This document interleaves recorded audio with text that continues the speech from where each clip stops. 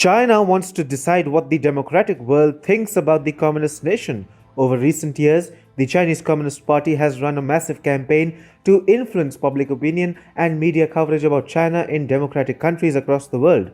Countries like India, Australia, and the US have all been affected by Beijing's propaganda blitz. But there is one country that remains immune from China's campaign to influence media coverage. We are talking about Japan. Japan, which boasts of a palpable patriotic sentiment, seems unaffected by China's propaganda blitz. In fact, you may see reports about China training Indian journalists or paying millions of dollars to American media firms for pushing China's agenda. In Australia's case, China has, of course, tried to infiltrate the country's systems completely, but you will never hear a word about Japanese media getting trapped in malicious Chinese influence. What explains the Japanese media's near total immunity from the Chinese Communist Party? It seems that the Japanese media has maintained its integrity owing to the ubiquitous sense of patriotism that pervades every sphere of life in Japan. Japan has always had a sharp sense of nationalism and understanding of the threat posed by China. In the post-war era, however, Japanese nationalism remained highly subdued.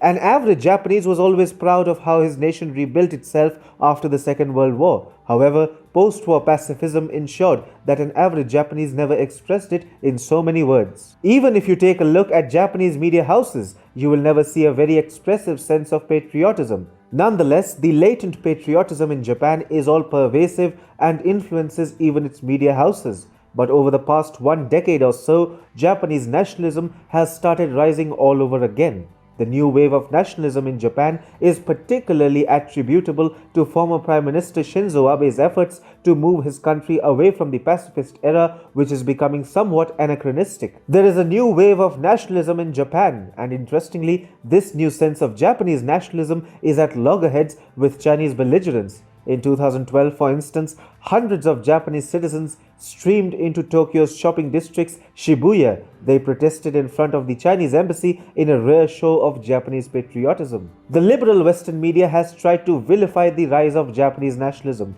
but it has been unsuccessful thus far. Nevertheless, Japanese media may have given little space to such nationalist voices, but it does get influenced with the way a new narrative is shaping up.